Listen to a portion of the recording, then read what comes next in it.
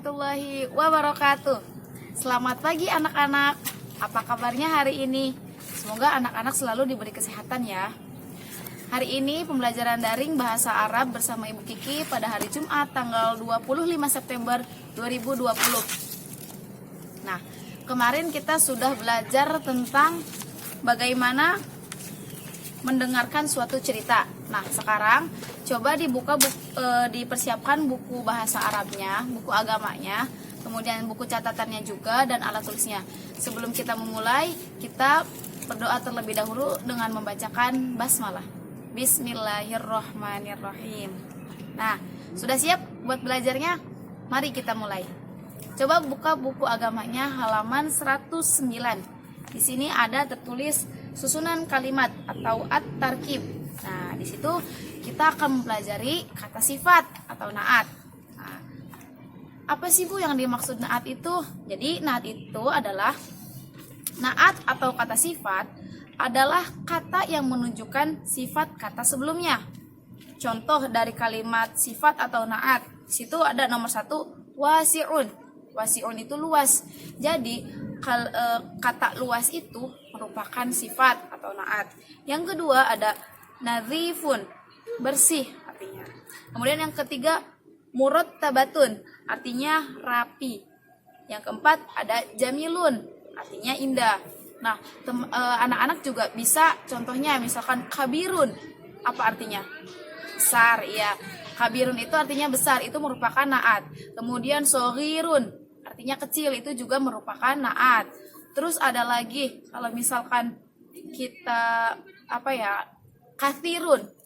Kathirun itu artinya apa? Banyak, ya betul itu. Jadi banyak sekali kata-kata sifat. Nah, kita akan mempelajari pola kalimat di dalam kalimat naat.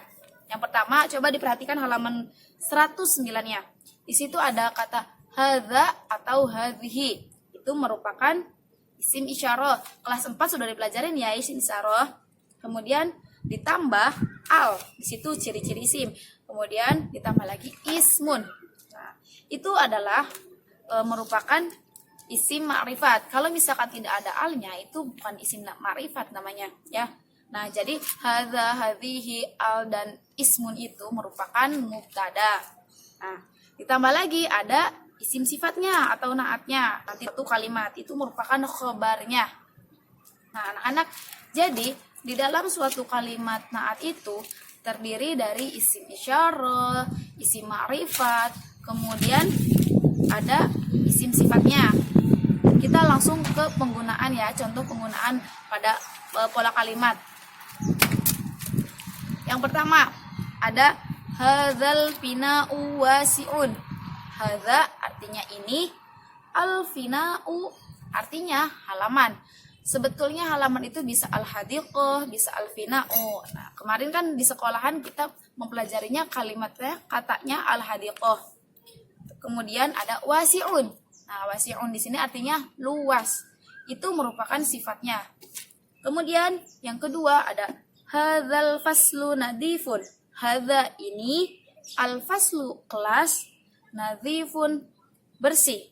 Jadi kata sifatnya itu adalah, iya betul sekali, bersihnya, nadhifunnya. Misalkan Ibu beri contoh, Bu Kiki, ini Bu Kiki yang cantik. Apa bahasa Arabnya? Berarti hadhihi Bu Kiki jamilatun. Iya betul. Nah, yang ketiga ada contohnya hadzal matbakhu murattabun. Hadza artinya ini, al matbakhu artinya dapur.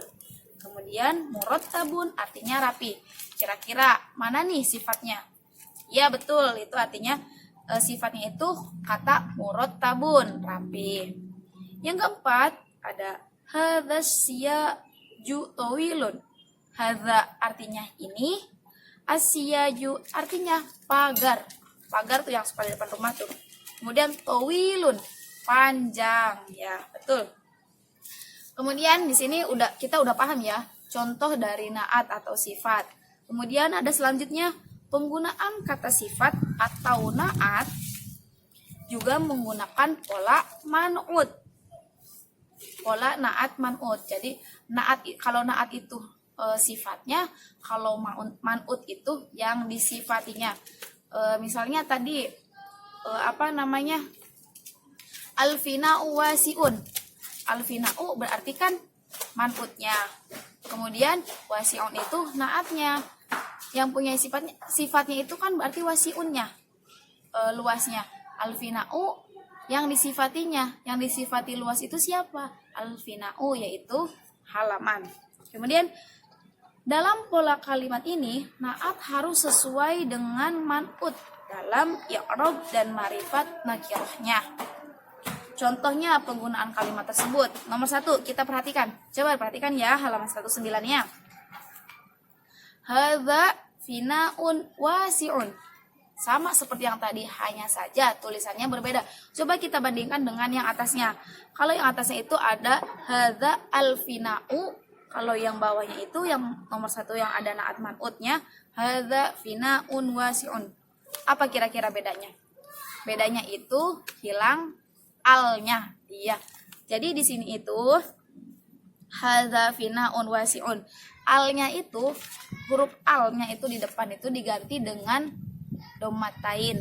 Ya betul. Hadza artinya ini, finaun artinya tetap halaman. Walaupun tidak ada alnya, tetap artinya halaman. Kemudian wasi'un artinya luas. Ya.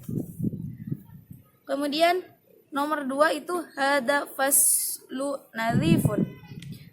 Coba kita bandingkan lagi yang atasnya. Kira-kira apa yang hilangnya? Ya, itu al yang hilangnya. Kemudian hadza itu artinya apa sih, Bu? Hadza itu masih tetap yang tadi. Hadza itu artinya ini, faslun artinya kelas, nadhifun artinya bersih. Begitupun sama dengan nomor 3 dan 4. Nah, paham kan tadi mengenai naat, pola kalimat naat, kemudian yang kedua itu pola kalimat naat man'ut ya. Nah, anak-anak nanti kerjakan PR-nya. Nanti ibu tulis di video ini. Untuk PR-nya ada 5, jawab dan pilihlah sekiranya yang memang itu merupakan naatnya ya. Mungkin itu saja untuk pembelajaran hari ini. Ibu cukupkan terlebih dahulu. Nanti kerjakan PR-nya dengan dijawab, kemudian difoto, dikirimkan ke Pak Wahid ya. Cukup sekian, mari kita tutup dengan membaca hamdalah. Alhamdulillahirabbil alamin. Wallahul muwaffiq ila aqwamit thoriq. Wassalamualaikum warahmatullahi wabarakatuh.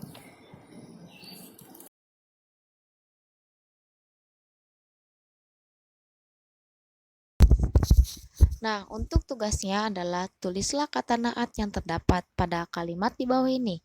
Yang pertama, hadza ini qalamun pulpen jadidun baru, wa dzalika dan itu kitabun buku raqiqun tipis.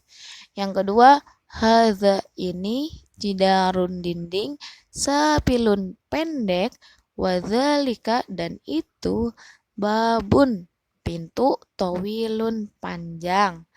3. Hadza ini masjidun masjid kabirun besar. Wadzalika dan itu